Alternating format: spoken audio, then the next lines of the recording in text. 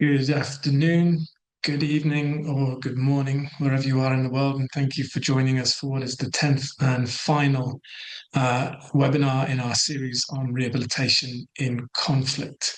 And I'm delighted that we're covering off probably a much neglected topic, particularly in the rehabilitation space, I think, on pain management in rehabilitation, which is really a transversal subject and crosses all of the different topics that we have already covered in the series. Before we go in, this is the last webinar in the series, so I just want to take a couple of minutes to thank some of the people who have made this series possible. I think particular thanks to colleagues from World Physiotherapy. So I can see Will has turned his camera on, and Chloe as well as all of the World Physiotherapy team that have been working in the background on the huge administrative lift around delivering this series. It certainly has been absolutely critical, all of the work and all the hours that you've done. So thank you very, very much on behalf of everybody. I also really want to thank our two volunteer interpreters. So we have Roxanne and Inaya, who have been doing this now with us throughout the entire journey. They're not rehabilitation professionals by background, but they are incredible interpreters who've been volunteering their time throughout. And again, we couldn't have delivered the series and made it as inclusive as it has been without their fantastic support. So a huge thank you to both Inaya and Roxanne. And I think Roxanne in particular joins us very, very early in the morning, her time. So again, hugely appreciated. And thanks to both of you. This series has been delivered really with the engagement of 14 different organizations that have been involved throughout. Many of them are the kind of technical leads in their different clinical areas and heavily involved in emergency responses themselves. So it's very much been a collaborative effort across all of these organizations. And I hope that it's really served as a show of international solidarity with all of our colleagues working in conflict, no matter where in the world you are, that the rehabilitation community stands with you, regardless of the very difficult times that many of you are going through at the moment.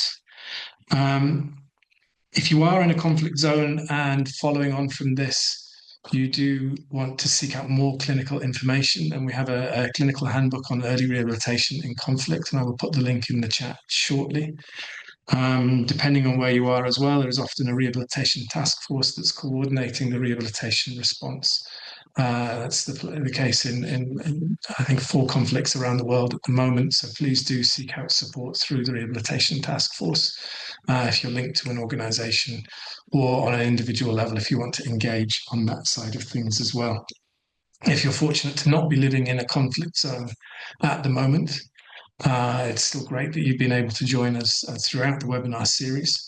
Hopefully many lessons from this that you can apply in your normal line of work, but also to emphasize for everybody, I guess, that emergency preparedness, whether for conflict or other hazards, is absolutely critical, and that we need to collectively do more to better integrate rehabilitation into that preparedness. And I will put a link also in the chat shortly to our policy brief, which outlines simple steps that you can take on a local level or on a national level to better do that. So welcome to this webinar on pain management in rehabilitation. This is led by the International Association for the Study of Pain, the IASP, and has been greatly supported by UK Med. There'll be 2 of us leading this presentation, myself and April Gamble. I am an elected member of the IASP Council and have a long interest in stress, pain and recovery. And when living in Melbourne, Australia, worked with those from immigrant and refugee communities who had experienced torture, including in conflict zones. April brings over 10 years of experience living and working across the Middle East, with Kurdistan, Iraq as home. In their collaborations with communities affected by conflict, April combines expertise in physiotherapy, emergency medical team leadership, and mental health skills. Their work focuses on designing and delivering multidisciplinary services across diverse settings, including prisons, refugee camps, ICUs, field hospitals, cancer hospitals, and community spaces, always with the goal of creating culturally relevant support that enhances the physical, emotional, and social well-being of individuals and communities. We are really grateful and fortunate to have April here to offer their wisdom. We're going to begin with this short video to set the context of what we will be presenting, and a warning, this does include descriptions of incidents that are distressing.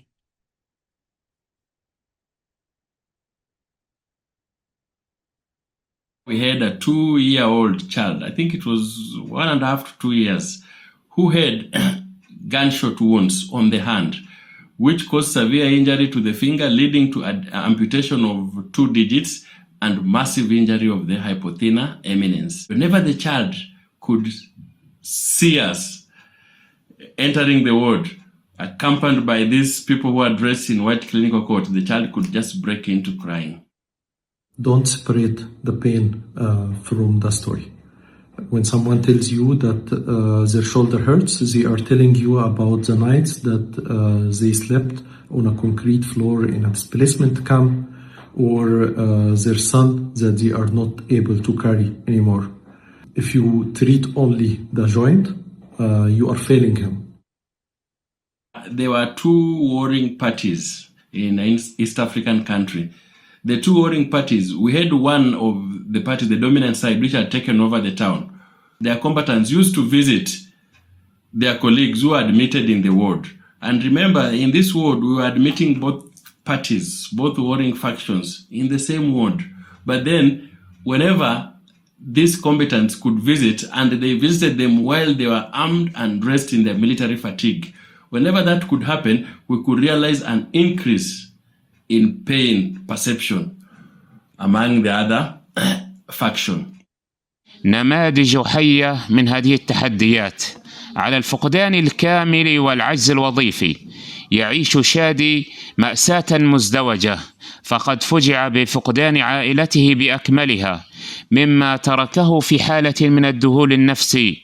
يرافق هذا الألم النفسي إصابة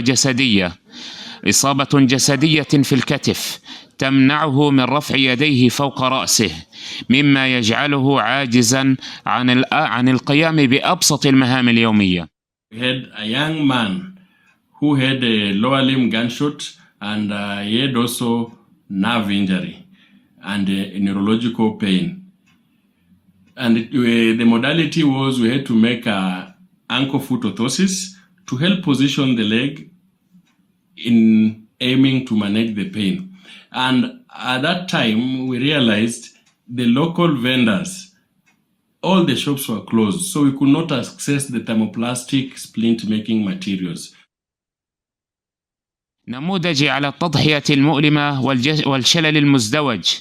قصة مأساوية بطلها صياد كان يسعى لتوفير قوت الطعام لأخته المصابة بشلل رباعي دماغي، فانتهى به الأمر مصابا بطلق ناري في العمود الفقري أدى إلى شلل أطرافه السفلى. هنا حيث تحول المعيل الوحيد من شخص يسعى لرعاية ذوي الاحتياجات الخاصة إلى مصاب يحتاج هو نفسه للرعاية.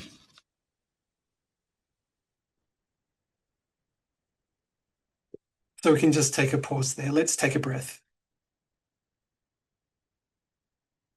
I think the context presented here is one where we all, as a caring community, must recognise that the root source of the pain and suffering is often the result of political actions that lead to disruption and instability. And we in our organisations, wherever we are, can all play an important role in advocating for those affected and by supporting the protection of human rights everywhere.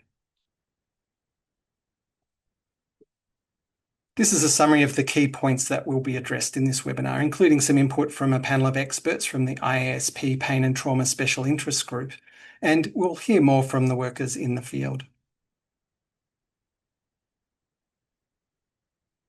First, I want to acknowledge that for more than a decade, there has been advocates pushing to recognise the relief of pain as a human right.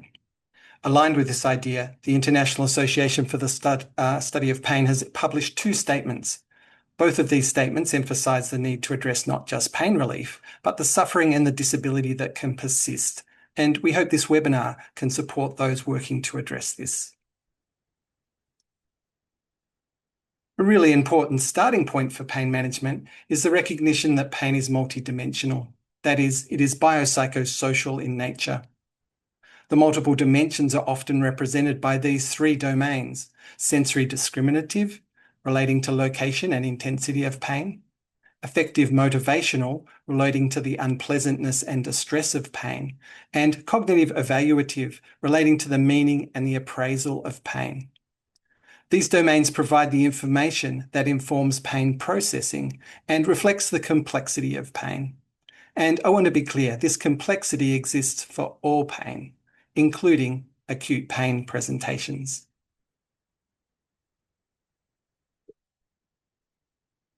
The complexity of pain means that the experience of pain does not always reflect the health of tissues, and pain does not equal tissue damage. All of us can probably think of examples where there was either frank tissue injury and little pain, or little evidence of tissue injury and lots of pain. When we understand the biopsychosocial nature of pain, it is easier to explain this variation. It is apparent that in situations of stress and adversity, the systems that produce pain can be primed to respond. In contexts where there is a lack of safety, such as conflict zones, it is important to not just focus on pain relief, but also employ strategies that promote feelings of safety. There is important work being done, including linking childhood trauma to adult pain. See the review on the left here. And work done by Young Quide's team investigating the changes in brain morphology. And there will be more examples of the effects of trauma on the pain processing systems during the webinar. We're now going to hear from some IASP experts from the Pain and Trauma Special Interest Group. We will first hear from Ruth and then Dom covering medical aspects, and then Claire and Zoe will add their thoughts from physiotherapy and nursing perspectives. Good to go. Okay, so I'd like to say a few words about the question about how early pain management might affect outcomes later on after injury, after acute injury. And I think the take-home message, which is based on current acute pain management guidelines from the US and UK armies, this seems to be: first, injury causes sensitization and neuroplastic changes at different levels of the nervous system. So if multimodal analgesia is provided starting at the time of injury and continuing throughout the acute phases of injury and rehabilitation, this should reduce the nociceptive barrage and stress responses, which in turn will lead to reduced sensitization and reduction in the neuroplastic changes. And finally, the outcome will be lowering the risk of chronic pain and disability. Whereas the approach used to be for treating acute pain always used to be treat pain once it appears, now it's switched to do what you can to prevent the nervous system from developing a chronic pain state. And how has this thinking evolved? I think in the past, injuries of combatants or civilians after bomb attacks and experiencing multi-trauma would often be fatal, either directly or due to trauma or sepsis. But modern advances in battlefield medicine and trauma resuscitation have led to increased survival of these casualties, and now they're called unexpected survivors. But a high proportion of the unexpected survivors develop conditions which are challenging to treat. On one hand, chronic pain, especially neuropathic pain syndromes, and these subjects also develop mental health conditions such as anxiety, depression, and post-traumatic stress disorders.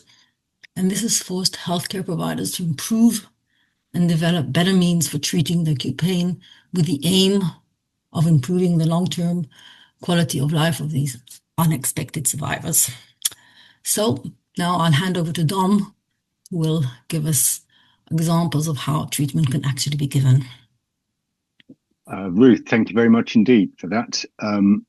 Touched on some very salient points that I'll expand on. So I'm here to talk about the use of medication in the acute and chronic phases, as I'm going to call them. So the acute phase is predominantly the pre-hospital phase. And I think at that point, one should be considering doing and giving whatever you've got. As Ruth has said, the multimodal approach is important. we now think. But of course, it does depend on a number of separate issues. First of all, it depends on the patient's state, physiologically, predominantly. But it also depends upon the clinician's experiences and capabilities. And finally, and almost uniquely, it depends upon the environment. So that's both tactically, so is it a permissive environment or is it still under high threat? The bullet's still whizzing around your ears. But also the strategic environment. So what is the chain of care? How long will you be holding the casualty before they get evacuated? Who will be doing the evacuation? Do they have medical training? Are they able to manage patients who may have quite a lot of drugs on board? So it's really not a question of having individual silos of excellence. It's about developing a good system that will mesh with the evacuation chain. Whatever you do, you must not forget the importance of human contact. Pain is a human experience, and we just know from our own experiences that if someone cares and someone talks to us and someone touches us, then everything feels an awful lot better. Please do not worry about addiction issues. There is no good evidence that withholding analgesia for that reason ever does any good. However, we do know that good analgesia early on, as Ruther says, minimizes physiological insult, but we also know it reduces psychological insults. If you are capable, then regional anesthetic techniques can be particularly valuable, especially if there's repeated surgeries likely. So now let's fast forward a little bit to the rehab phase.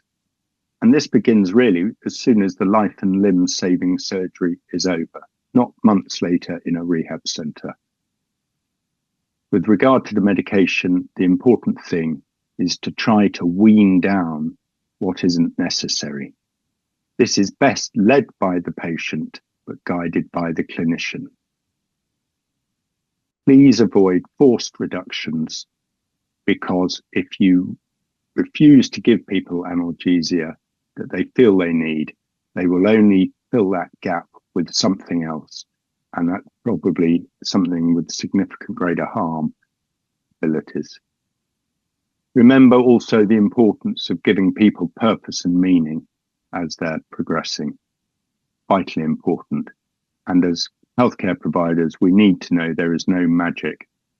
No magic drugs, no magic techniques. But it is important that rather than focusing on the pain, people focus on their function. And with that, I'll hand over to Claire. Thank you, Dom. And just building on that, it's very much a focus on function, not just pain relief. And with a key message that early return to movement is vital and really important. So it's helpful to keep the bigger picture in mind when we work with people in pain in any context. We know that pain's complex and it's more than just one dimension. It's the physical pain state, the sensations, the psychological dimensions, the impact of pain, our reactions and responses to the pain, how we make sense of the condition and the society, the instability, the uncertainty, and the stigma and the culture that all will impact onto the pain experience. And as you've touched on before, we're continually learning from people we work with. And I often use the metaphor of kind of a dumpling soup. The dumplings are the data we need to collect and understand and all the information that we need to do to help someone move forward, but also to remember that this exists in the unique human experience of the patient, their narrative, their story, which is the soup. So the close skills such as close listening to the story, working alongside our patients are very much human skills, whatever the context we're working in. So we know that pain affects physical functioning, but also the psychological and social well-being of individuals. And the psychological factors may compound disabilities of the depression, anxiety, by inhibiting participation in activities, life activities. We also know that experiential avoidance, avoiding things that are painful is a normal human experience. When something hurts, whether that's physical or whether that's emotional, we don't go there. And we know that this can be quite helpful in the short term, but long term, this can lead to more distress and disability. And it's important that we actually encourage people to return to movement, to try not to adapt or reduce their activities, even though it's a very natural experience to become withdrawn, to become isolated, and to stop what we're doing. So to encourage gentle, within, very collaborative approach and working together. So pain management aims to focus on creating sustainable behavior change, increasing function and increasing quality of life. And the core factors really is that psychological and social factors can influence an individual's experience of pain, and primary feelings of pain are separable from the secondary emotional, physical, and social suffering that accompanies pain. And based on these principles, function can improve even if the pain itself is not targeted. So very much a focus on helping people return to valued activities, what's important to them, family, friendships, relationships, how we can start to think about collaborative skills building, recognizing and noticing patterns of behavior that are helpful, and starting conversations, normalizing and validating the pain experience can be a starting point. We're constantly looking at kind of creating new learning. So in a way, every action we do is kind of exposure. So it's kind of how do we test the predictions that we're making all the time. So our brain naturally makes predictions and processes the information we're receiving all the time, our sense of safety, our environment, and how can we start to do activities despite what's going on around us. So our role as therapists is really creating space for someone to do things differently and to give them the confidence to work together, to notice the kind of the sensations, how that makes us feel, what that makes us want to do, and kind of pull that together in a way that feels able to make that first step. As a therapist, we aim to adopt a trauma-informed approach. So building on safety, what will make you feel safe within this space, trust, collaboration, empowerment, awareness of culture, and valuing the lived experience. Being aware of our language, so to avoid re-traumatization, asking what happened to you, not what's wrong with you, and then being comfortable with the silences, the uncertainty in a very honest, compassionate, and human way. But also at the same time, as therapists, allowing space for your own supervision and support, the vicarious trauma, injustice, moral injury, and recognizing what we bring to this space. And I'll hand over to Zoe to talk more on the education side. So I'd really like to think, kind of carrying on from Claire, about how important pain education is, and thinking about what pain education is useful, thinking about how we impart education in a way that supports people's narratives early on, because I think for people living with pain or who may have a kind of more protracted experience of pain, being able to impart useful information early on can counter really negative narratives longer term. Supporting people with education that can understand kind of basic neurobiology, but also kind of what's going on in the mind, what's going on in the body. But the context is really everything, and thinking about how long the therapeutic time frame will be, because how do we impart the right amount of information in the right way that's not going to complicate people's journeys and make people's understanding of pain a little bit more convoluted and confused.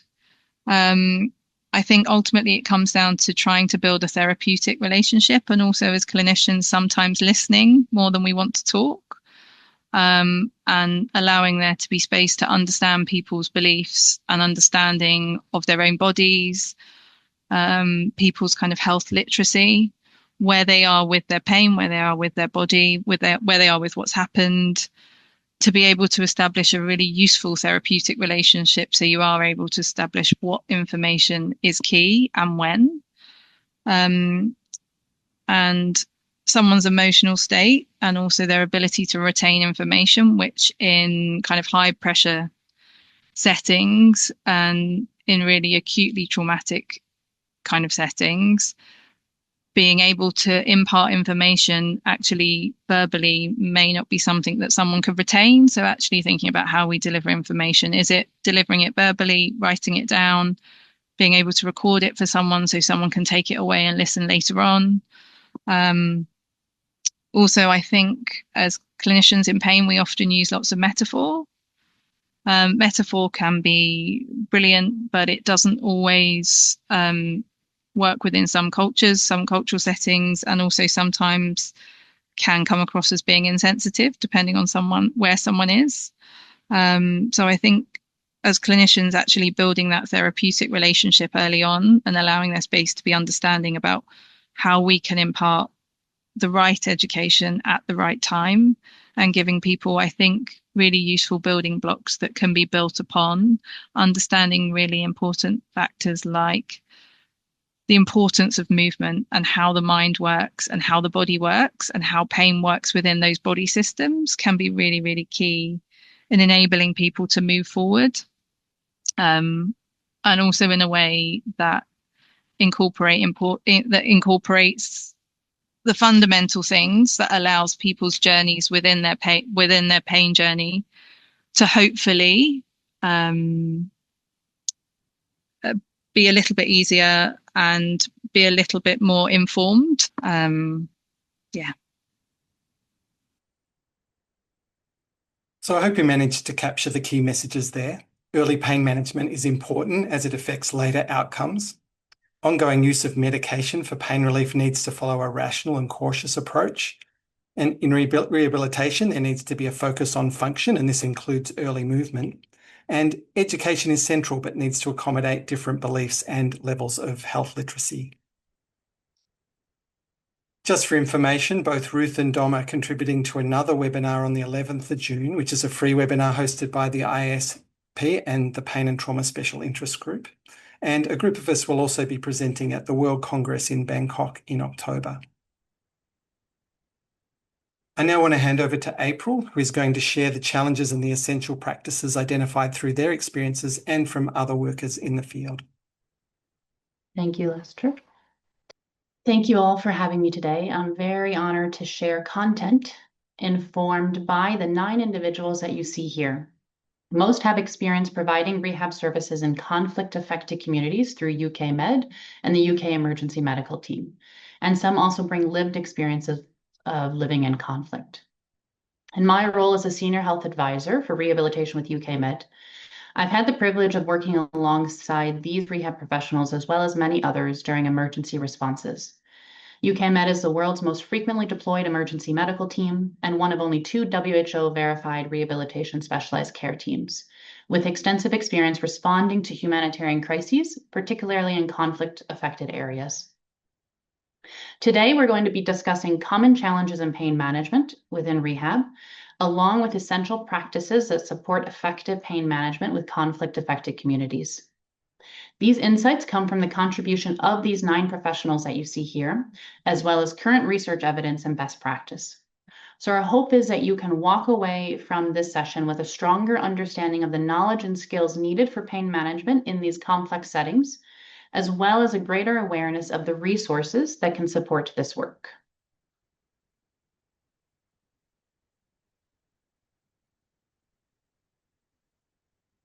So we're going to start with challenges. Our contributors consistently highlighted challenges that can be categorized into 2 themes.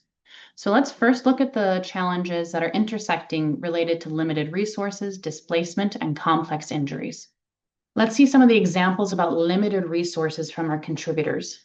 You can see Hannah here says, in light of the repeated closure of crossings and the severe siege that the Gaza Strip has been subjected to, there is a severe shortage of resources, including medications and the equipment we use in rehab. And due to the many and frequent incidents and the indiscriminate bombings, there are high numbers of patients compared to the capacity of the facility where we work.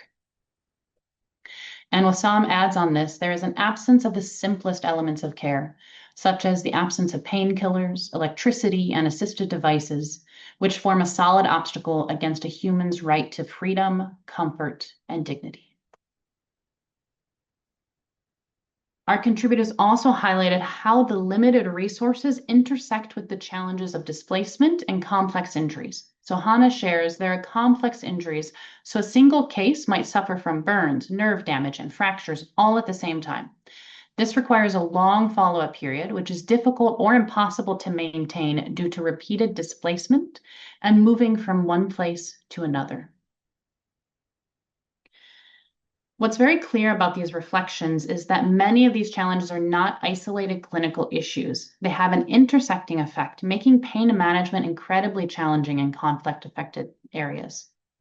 It's important to name that these are broader consequences of conflict, systemic violence, and prolonged instability, which are inherently designed to disrupt health systems, limit access to essential resources, and create ongoing barriers to safety, dignity, and recovery.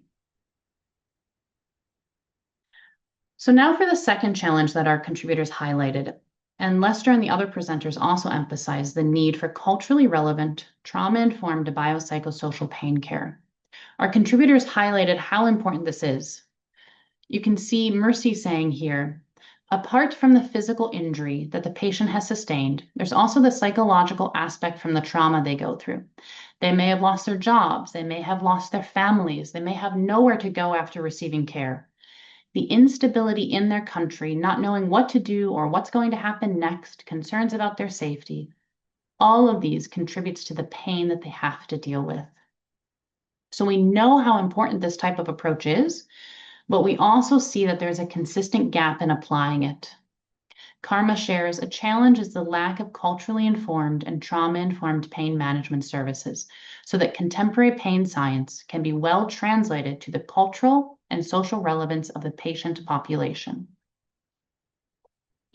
So how do we address all these really complex challenges as rehab professionals? How can we provide pain management in an effective way with conflict-affected communities? Well, our contributors highlighted 3 essential key practices, and we're going to go into depth in each of these now with the aim that you can walk away with an awareness of the essential knowledge and abilities required to apply them. So let's start first with care coordination. Dimitro from Ukraine shares, my first recommendation is collaboration among specialists in the rehab process. Because pain is not simply the result of an injury, it's a continuous interplay of biomedical, psychological, and sociocultural factors. And therefore, treatment should be directed not only at the physical aspects, but also at the cognitive, emotional, and behavioral aspects associated with pain. And they are indeed connected. So as rehab professionals, we can address many of the factors contributing to pain experiences, not just the biological, but the cultural, the psychological, the social. But importantly, we can also maximize this by collaborating via care coordination. So care coordination goes beyond just collaborating with the other healthcare professionals on our team. As you can see in the image, care coordination is multidisciplinary and multisectoral. So it involves the person or the patient at the center, and then collaborating with others like their family, humanitarian actors, governments, interpreters, community leaders, traditional healers. We as rehab actors are really uniquely positioned to catalyze care coordination. As Tawini shares, rehab professionals in conflict zones, they are not just therapists, but they're also pain advocates. They're educators as well, but also innovators. And within conflict-affected settings, care coordination may also involve advocacy aimed at addressing the social, political, and systemic root causes that contribute to injury, pain, and limited access to rehabilitation. Now let's look at the examples from our contributors on the key components of care coordination. First, Tadek said one of the most important things that helped us was coordinating with the nursing staff. So we could organize the timing of the sessions after the painkillers, so it contributes and helps a person doing the rehabilitation with the least possible pain. Other contributors highlighted the need to coordinate interventions such as the surgical procedures and the wound care dressing changes to support pain management and also to optimize the person's participation in rehabilitation. Harvey shares another important factor to consider when coordinating. He says, training the caregivers in how to manage pain and training them into different ways of pain management, like positioning, pacing exercises, and different approaches was very, very important because that extended the reach of rehabilitation services far beyond what any clinical visit can do. Our contributors also really emphasized how important it is to coordinate with mental health professionals. Harvey says, one of the most important solutions is that I worked closely with the mental health and psychosocial professionals. There was a lot of grief, trauma, and anticipatory fear, and that needed to be dealt with, and not only dealing with pain at the tissue level. And lastly, there's two final points emphasized around care coordination. First, Wassam says, activating mechanisms of a continuous coordination with supportive organizations to emphasize the vital importance of assistive devices and prosthetics, and that these are not just a means of movement, but an essential part of alleviating pain. And lastly, Tawini says, you can also incorporate the local practices. This recognizes that all communities, all people already have established ways of coping with pain, including traditional healing, movement, natural remedies, spiritual practices. So these approaches should be respected and supported unless there is clear research evidence that they're harmful or contraindicated. Okay, so that was the care coordination. Now we want to look at the second essential practice. That is applying a culturally relevant, trauma-informed biopsychosocial approach. What do we exactly mean when we say that? What does it look like? What does it feel like? Again, we can hear from Dimitro, and he says, people need other people. Create an atmosphere of support and understanding for the patient. Make them your partner in improving their quality of life. An atmosphere of safety, explanations of processes, and involving the patient in their treatment reduces anxiety levels and consequently the intensity of the pain. Sometimes to reduce pain, it's not enough to treat only the body. You need to help the person stop living in a state of threat. But practically, how do we do what Dimitro described within a rehab session? Well, trauma-informed frameworks provide clear guidance for working with people affected by psychological trauma and ongoing stress. This approach involves a range of skills that help rehabilitation professionals deliver effective trauma-informed care. While building these skills are beyond the scope of today's session, additional details can be found at the study here. We want to look deeply into two specific areas that are essential for applying a culturally relevant trauma-informed biopsychosocial approach. These were both emphasized as essential for doing pain management effectively in conflict-affected areas. The first one is pain assessment. So pain assessment refers to the systematic process of evaluating and quantifying a person's experience of pain.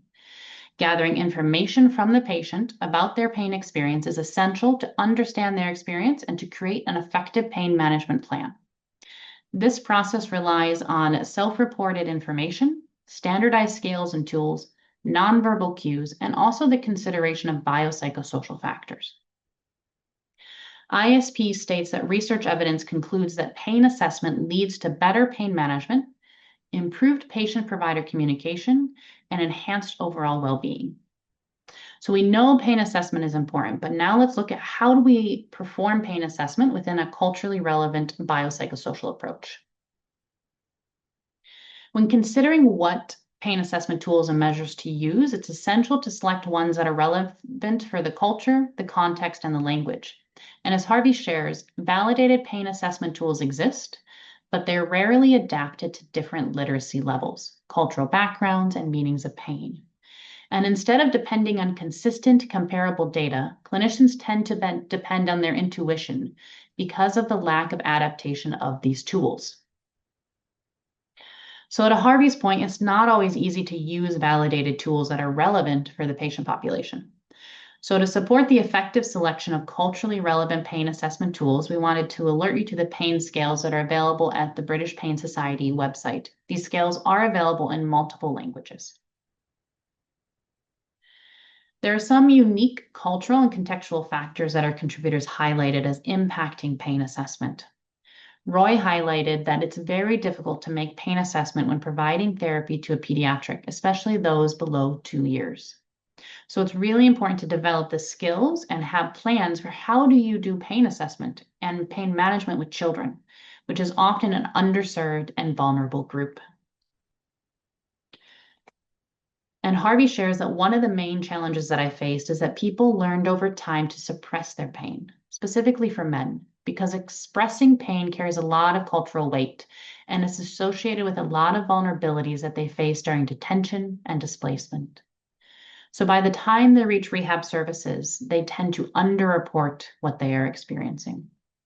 Harvey highlights here a unique cultural element that can contribute to pain assessment and that should be understood and integrated into rehabilitation service models.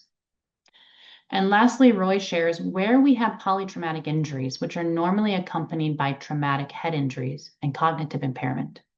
This makes it a bit difficult to use the assessment.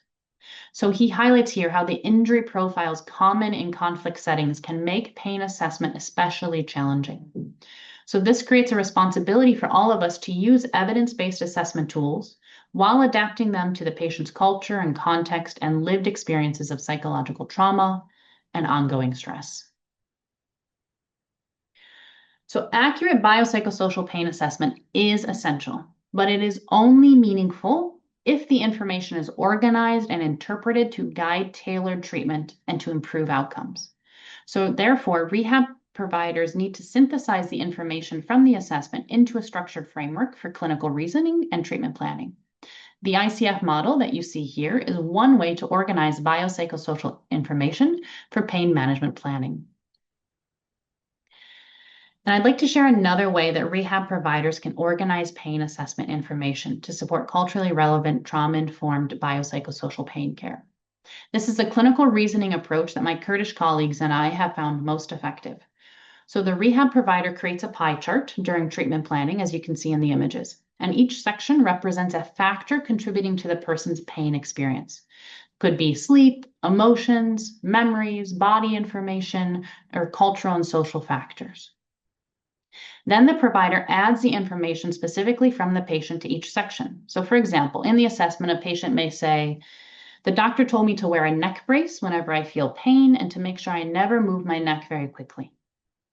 So you would place this under the thoughts and beliefs section because you recognize that that thought and belief may increase a fear of movement and anxiety around discomfort during neck exercises.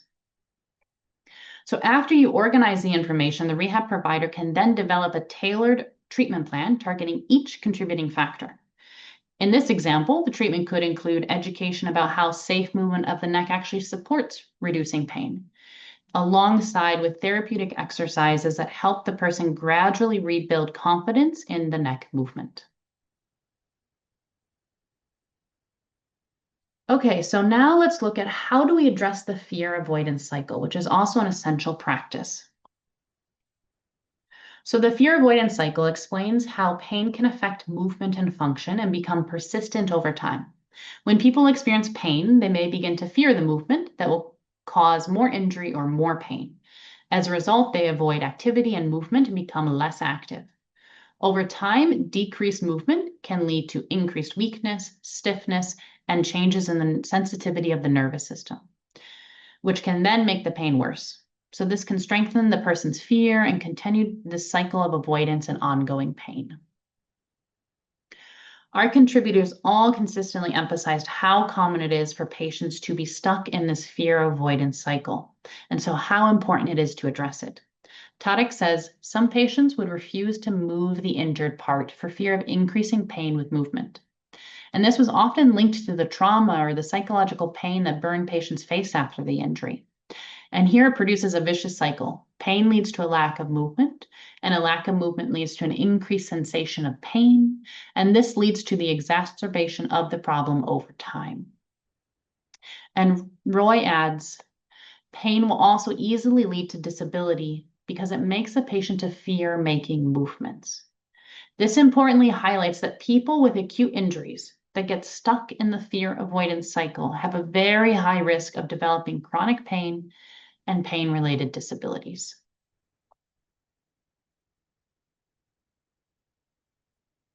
So therefore, it's important we address the fear avoidance cycle. And there's two main ways that research evidence and our contributors identified as effective. The first one is individualized interactive pain education. This aims to change a person's thoughts and beliefs about their pain to have a direct effect on their movement and behavior and pain experiences. For example, Tarek shared, I tried to overcome the fear avoidance cycle by reassuring the patients and reducing their feelings of fear and tension.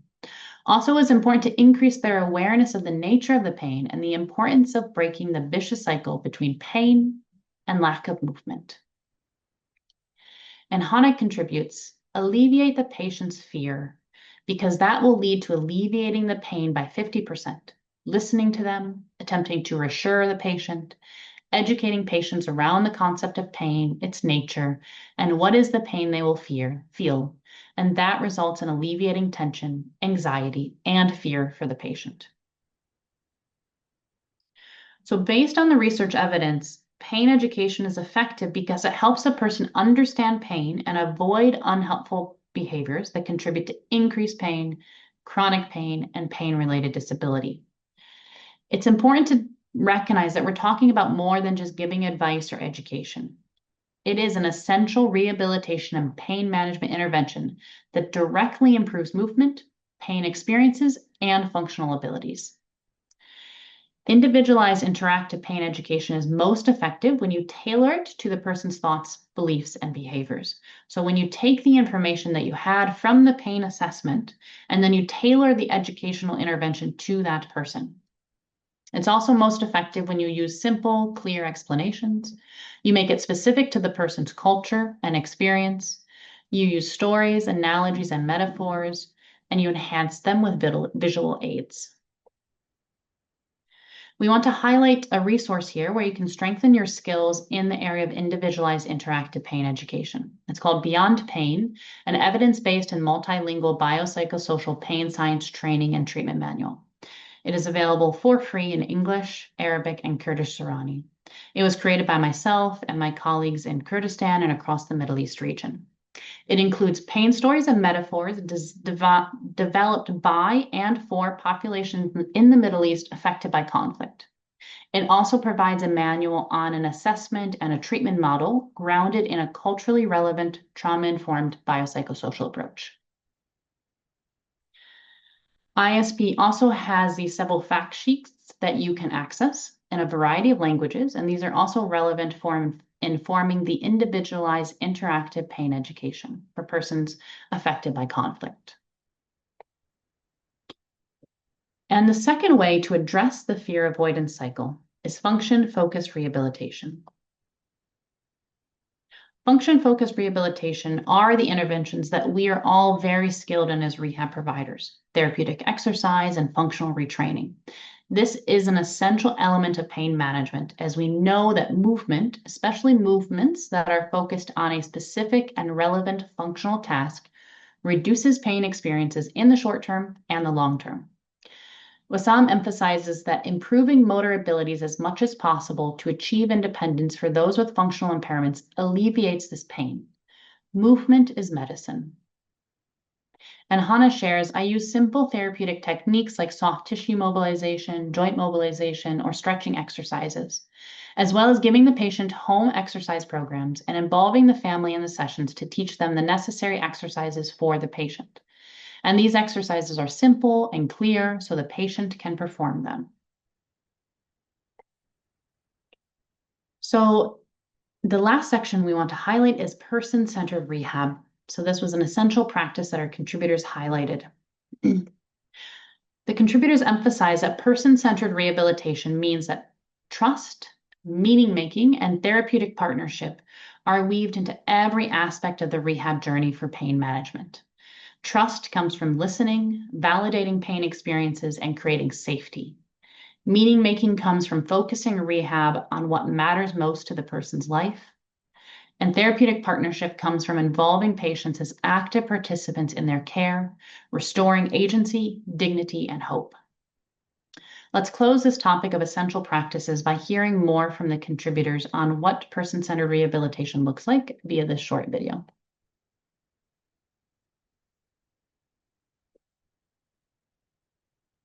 Biopsychosocial approach is not something that we apply when we have free time. It is the only honest model to deal with people with complex trauma and complex pain experiences. من أهم النصايح اللي ممكن أقولها لأي شخص شغال في التأهيل في مناطق النزاعات أو الأزمات هو إنه يسمع للمريض ويصدق ألمه. يجب أن نركز على الوظيفة وطبيعة حياة المريض بالإضافة إلى الألم، وليس نركز على الألم فقط. فيجب أن نعيد المريض إلى وظيفته الحركية وإلى حياته اليومية ما قبل الإصابة قدر المستطاع. The most important thing when it comes to collaboration is collaborating with the patients. We need to set realistic goals that they can relate to. It's not just about getting them out of the hospital, but there's always something to look forward to. For example, the patient may want to be able to hold his baby when he goes back home. أهم نقطة يجب أن نتعاطف مع المرضى ونتعامل معهم إنسانياً، لأننا في بيئة نزاع، فالجانب الإنساني له تأثير كبير في علاج الألم. Thank you to our contributors for that. In closing, before we move to the discussion, we just want to highlight a few resources for continued learning. And these will also be available on the World Physio website so that you can access them all. These ones here include resources available in Arabic, English, and Kurdish Sorani related to the Beyond Pain, as well as a video around complexity of pain. We also have a webinar, webinar that was recorded around trauma-informed approach to pain, which myself, Lester, and also Claire is a part of, so you can learn more there, as well as an additional article to read. So before we move to the discussion, we just really want to thank our expert contributors from UK Med as well as IASP. Their experiences remind us that rehabilitation is more than treating pain. It's about standing alongside people affected by conflict while also working to prevent the violence and the injuries that create the need for pain management and rehabilitation in the first place. At its core, rehabilitation reflects a belief that people deserve more than survival. They deserve dignity, agency, and hope. I'll now pass it to Lester to introduce our additional panelists. Thanks, April. So we now have time for discussion, and we're pleased to be joined by two rehabilitation experts from UK Med Gaza, Osama Yunus and Hana Abu Mandil. Both played a pivotal role in establishing UK Med's rehabilitation services in Gaza in March 2024. What began as a team of just 3 rehabilitation professionals has now grown into a dedicated workforce of 10 Palestinian rehabilitation staff working as part of multidisciplinary healthcare teams. And they provide both inpatient and outpatient rehabilitation services across 2 tented field hospital sites.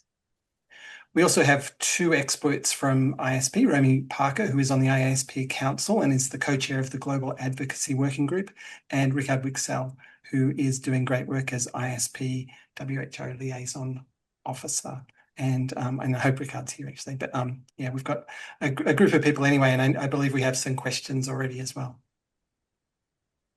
Thanks, Lester. Yeah, we have some great questions in the chat, and I think hopefully we can get our experts, particularly Hana and Osama, to answer these. So when patients continue to suffer from uncontrolled pain due to resource limitations or severity of cases, how can healthcare professionals balance their professional duty to relieve suffering with the emotional burden of witnessing pain they cannot fully treat? So as a related question, though, is given that traditional pain management heavily relies on physical therapy and medication, how can healthcare providers effectively deliver trauma-informed pain care when the source of the patient's pain is rooted in active and ongoing trauma, including ongoing war or financial ruin? So where we as the therapist cannot change the patient's external reality, how can we support their pain and their pain management?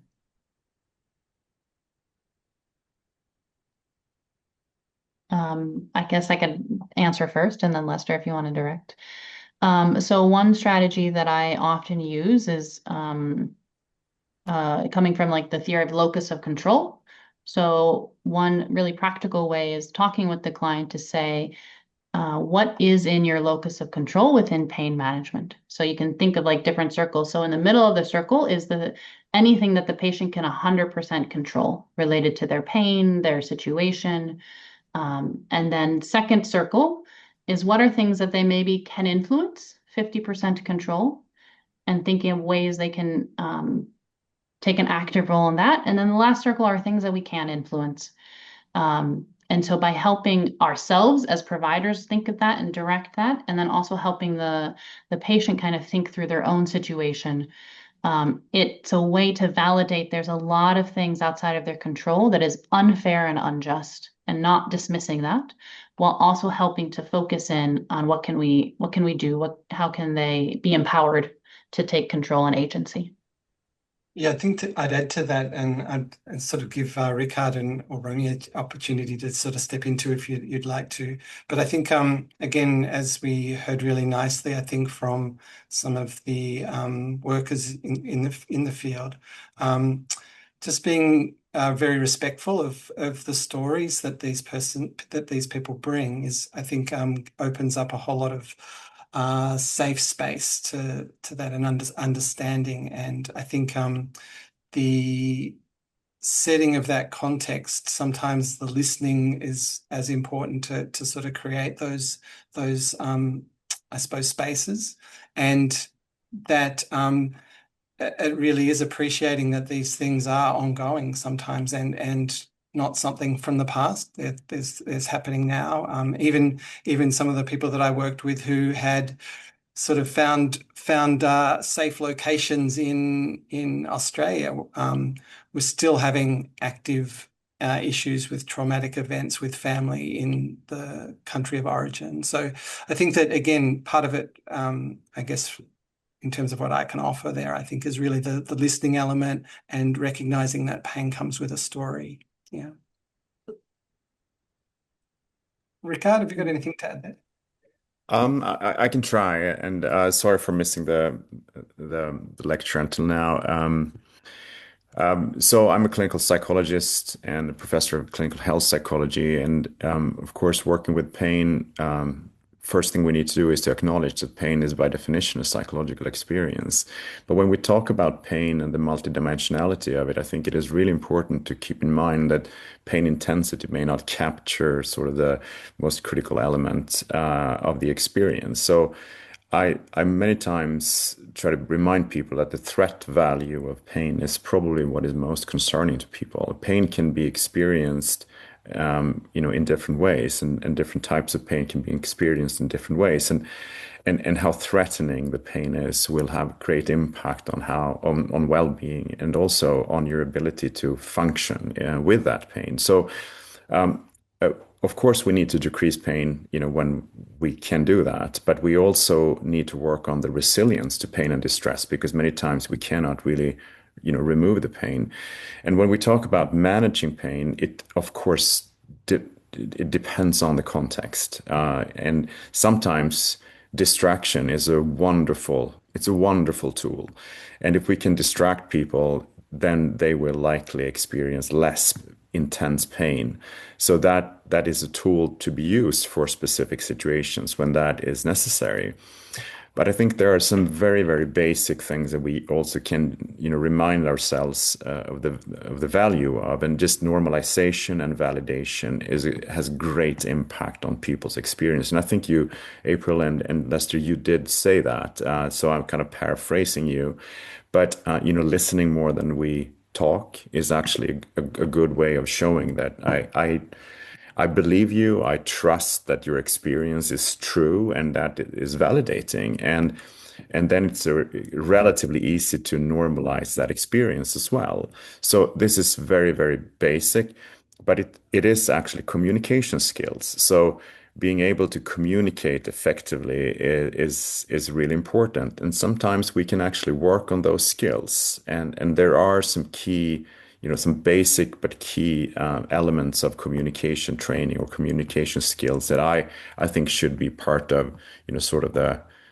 first aid kit, I was going to say, but when we are sent out to contexts where pain is present, we need to think about like how we communicate. So that was a bit of a quick one, but I hope it didn't point in a completely wrong direction. Romy, go ahead. Well, I wanted to pick up from what Ricard said, because I'm a physiotherapist, and I work with people who live with constant ongoing trauma. So in my environment, we don't talk about post-traumatic stress. We talk about persistent. It's the environment that you're living in all the time. And sometimes when people talk about distraction, you kind of think, oh, well, just think about something else. That's not what we're talking about. And I think as a rehabilitation therapist, we have incredible access to ways of distracting people. So many people in this presentation have talked about what's meaningful. So April, you just spoke about what's in my locus of control. What is something that I can do that is meaningful for me, that's important in my life, and that's physically engaging and that's mindful? Playing with my child right now, or thinking about how I'm going to get involved in an activity that's meaningful for me. So we often, I think we forget sometimes as rehab therapists about the all-encompassing nature of physical activity. So it's not just get my knee bending, but I'm bending my knee because I want to play with the kids, and these are the things that are important for me. And that is really distracting, because I'm really focusing on who I am and what are the things that are valuable and important to me.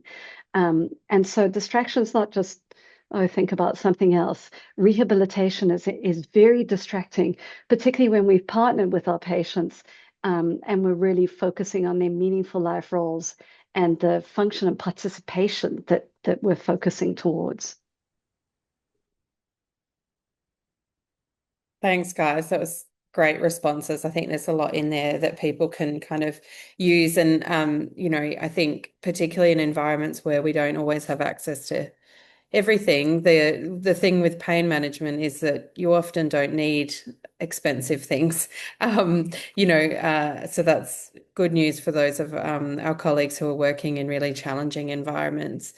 I have another question. I'm trying to decide which one to go with first, but I know that you guys will have a lot to say about this, but I think it's a really important topic because it really goes to some of those assumptions that those of us who aren't pain specialists may have or may have had at some point in our careers around. So pain is subjective and difficult to objectively measure. How can clinicians fairly and accurately distinguish between real severe pain and drug-seeking behaviour while still ensuring ethical and appropriate treatment for all patients? So that's, I think, a meaty question. I'm not sure who wants to take that first. I think I'd start by saying that we can do a lot of harm by not trusting the patient's story.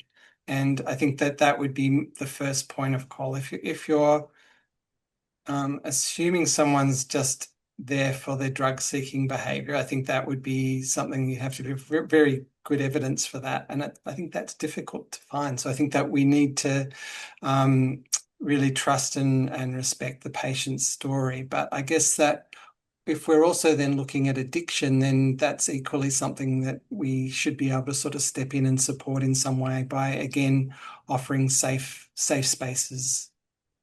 Anyone else like to add to that? There's a lot of stigma around mental health. We know that. There's a lot of stigma around chronic pain and not being able to manage your pain properly. There's a lot of stigma around addiction. And so I think what Lester says makes a lot of sense. Like, first and foremost, we need to trust the patient, and that could sometimes mean we take, a wrong turn and we, find ourselves being kind of tricked or whatever. But I think it's worth that price. If it happens again and again and again, with the same individual, we of course need to ask ourselves, is this sort of the the right trajectory? Are we on the right track? But I think, before we start to, take some sort of actions, I think we need to see the person inside that, set of behaviors. Very few people like to be an addict. There's something that drives that individual to engage in those short-term behaviors. And we need to connect with the person that also have long-term values and goals and start talking to that person. Because when we do that, many times we hear a story about someone that wants to, but doesn't feel capable of, wants to, but doesn't dare to. And that, creates an opportunity. We can provide empowerment to help that individual take the steps where the individual is doing things that are good long term, but bad short term. And that's really, really, really hard. So I think even with someone that tends to ask for things that they kind of know is not good for them, we can connect with that individual. Again, everything is bell curve. There will be, the tails in both ends. Sometimes it's easy peasy, sometimes it's impossible, but for the most part, there's something, in between, and we can work with that. We don't know beforehand how successful we will be, but we can have our value direction, and that can be, trust in the individual and support and empowering people to make those hard calls and engage in behaviors that are more long-term sustainable than short-term. Yeah, and I'll just reiterate that point that we do not want to pathologize, drug-seeking behaviors and substance use problems, because it's just people trying to cope and find ways to manage pain and trying to find ways to function, right? And as rehab professionals, we also have a way to support people with those challenges. Osama, do you have any examples from your work around this? It's okay if not, but would you like to share?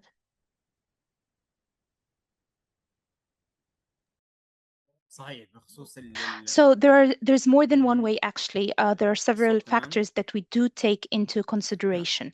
So of course, we do take information from the patients, and it's built on trust. So we trust what they tell us, and we trust them with the type of pain. And also we try to understand the type of pain and the time of the pain as well. So it's not really based on addiction, or we assume that it is addiction, but also we understand that every individual has their own experience, and we know that we need to integrate in the pain management different factors, so psychological factors, mental health factors, and specialists as well. And I would like to give an example of a patient who was suffering from some orthopedic pain, and they did undergo the type of surgery they had to go was going to put them under a lot of pain, and they were not going to be able to tolerate it. So what we had to do was they had to do some physiotherapy in the ICU under anesthetic, but afterwards they kind of got used to the anesthetic as well, and they still suffered from pain. So as physiotherapists, we didn't straight away think that they are they are addicted, but we were more likely trying to deal with the pain, and we were gradually trying to wean them off out of the pain, to help them and to help discharge them out of the hospital and to achieve their goals. Thank you, Roxanne, and thank you, Osama. That was fantastic. Now, there's so many good questions here, but I'm going to try and get through maybe 2 or 3 more in the time that we have. So might just get 1 or 2 people to respond. I'm going to try and group some of them. So apologies to the people who have asked the questions if I don't get them exactly right. But there's a couple of questions here particularly around pain medication and around reliance and sort of developing resistance to the effect of pain medication. I think that the people that are asking them are concerned about developing a reliance and maybe the role of physiotherapy and rehabilitation in supporting or non-pharmacological therapies in terms of reducing reliance or preventing reliance on medications. But I think there's also an element where people are seeking some guidance around understanding what is the limit of non-pharmacological treatment as well. And, you know, if someone is experiencing persistent pain, where is the limit of non-pharmacological management, and when can, you know, people start to think about maybe stopping or, you know, withdrawing physiotherapy care in particular is the question asked.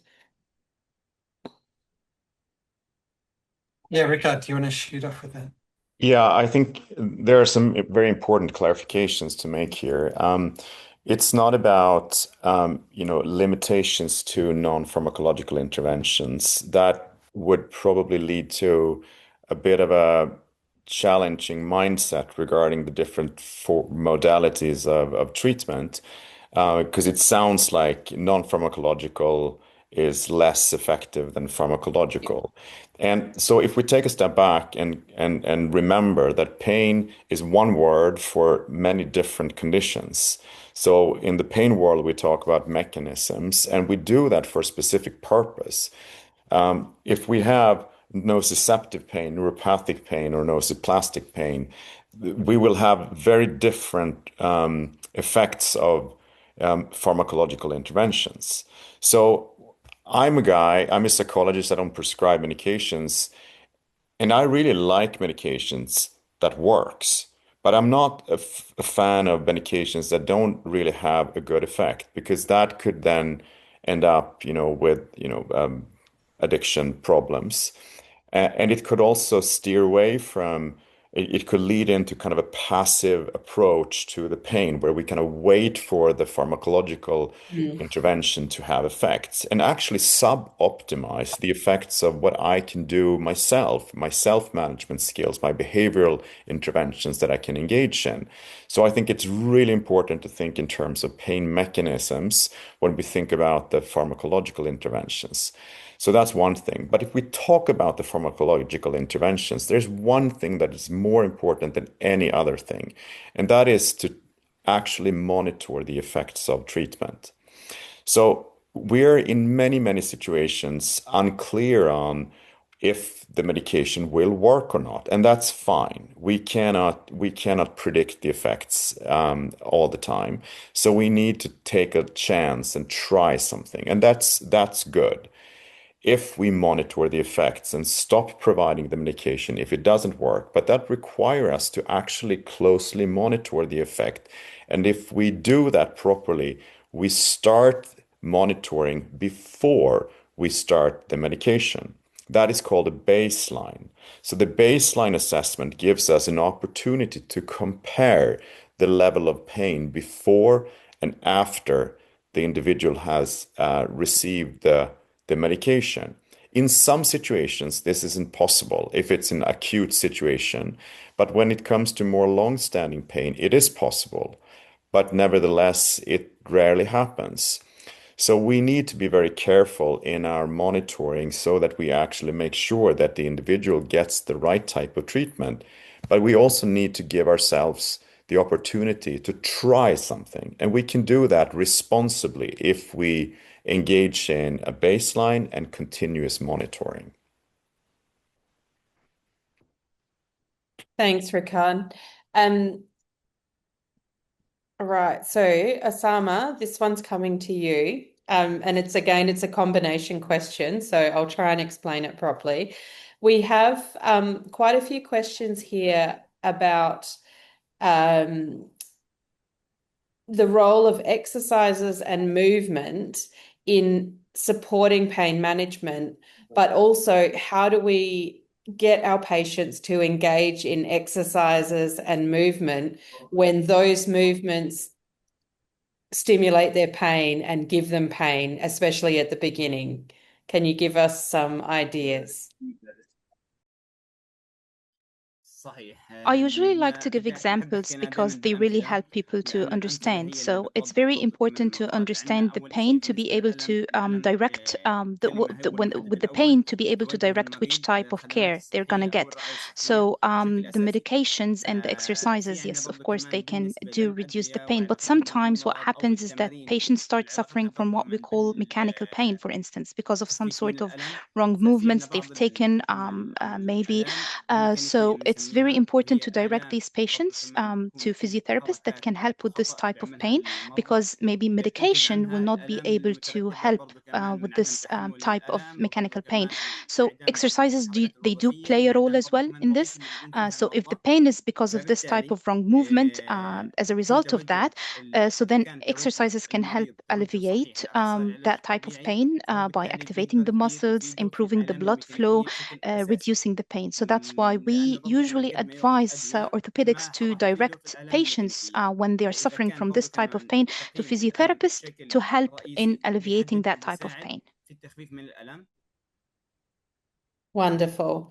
I'm going to go a little bit over time just because I actually quite interested in the answer to this question as well myself.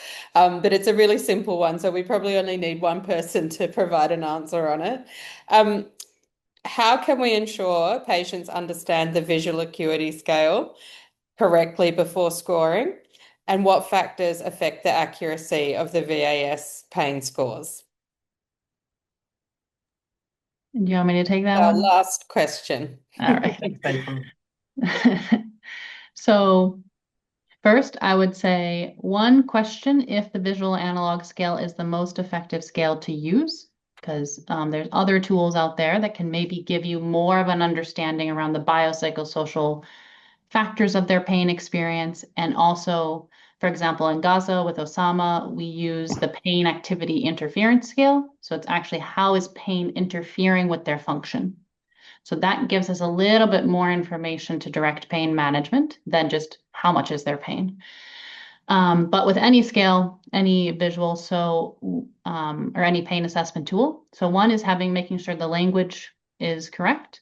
And then in a lot of the contexts where I work, we often use a visual, but we found the faces don't often work. So sometimes we use different things. So in one that's like a scale of 0 to 10, we actually have images of like a bucket of water. So like 0 is that bucket of water is empty and 10 is the bucket of water is overflowing. So that's like a visual that we adapted to the communities here in Kurdistan that we found worked really well, specifically when we were using the central sensitization inventory.